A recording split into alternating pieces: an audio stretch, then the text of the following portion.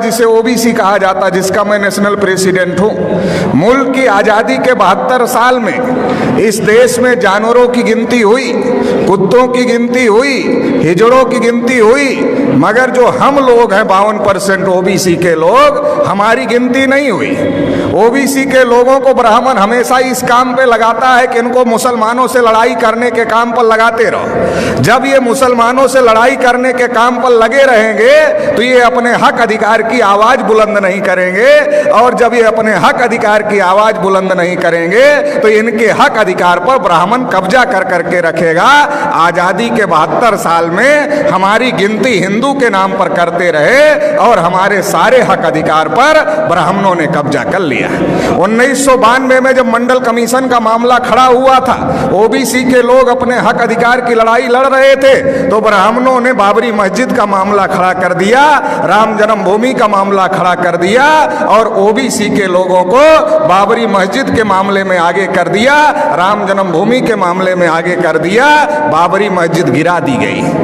और जो ओबीसी की नौकरियां थी, जो 12 करोड़ नौकरियां ओबीसी को मिलने वाली थी, वो ओबीसी को नहीं मिली, उस पर ब्राह्मणों का आज भी कब्जा है। और मुसलमानों की मस्जिद चली गई, मतलब हमारी नौकरियां चली गई, आपकी मस्जिद चली गई, और रिजल्ट आया ब्राह्मणों के फेवर में, मंदिर बन गया।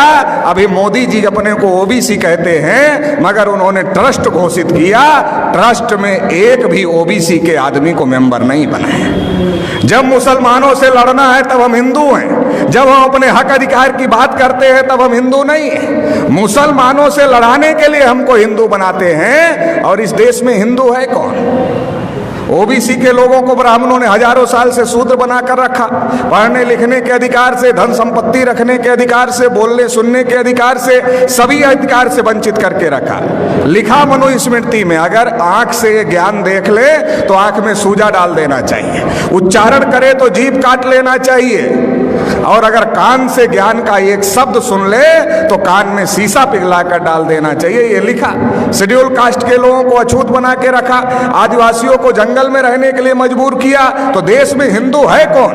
ब्राह्मणों ने हमारे ऊपर इतने जुल्म ढाए, हमें अछूत बनाया, हमें शूद्र बनाया, हमें जंगलों में रहने के लिए मजबूर किया, तो हमारा धर्म और ब्राह्मण का धर्म एक नहीं हो सकता।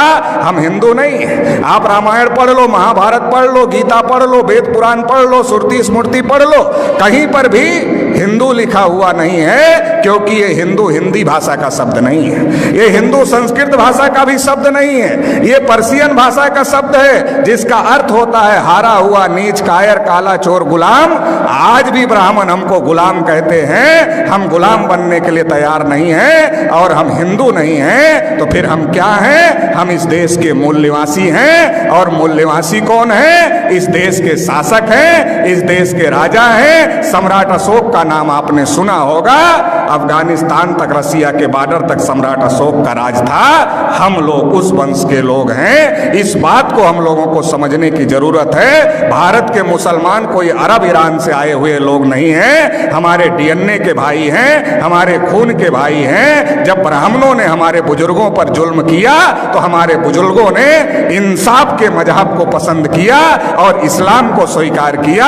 भारत में जो मुसलमान हैं हमारे डीएनए और खून के भाई हैं, इस बात को ब्राह्मण जानता है। इसलिए दंगे में हम मरे या दंगे में आप मरे, ब्राह्मण की सेहत पर कोई फर्क नहीं पड़ता है। हमारे और आपके बीच में ब्राह्मण आ गया है, उसको बीच से हटाना होगा, भाई को भाई से गले लगना होगा। ब्राह्मणों ने हजारों साल से हमको मजलूम बना के रखा, 72 साल में मुसलमानों को मजलूम बना दिया है। इसलिए मजलूम को इकट्ठा होना होगा, और जो ब्राह्मणों ने नाइंसाफी का निजाम कायम किया है इसे ध्वस्त करना होगा और इंसाफ कायम करना होगा। इंसाफ की इस लड़ाई में आप साथ देंगे, इतना ही कहते हुए आपने मुझे सुना, इसके लिए आभार, धन्यवाद। जय मुनि।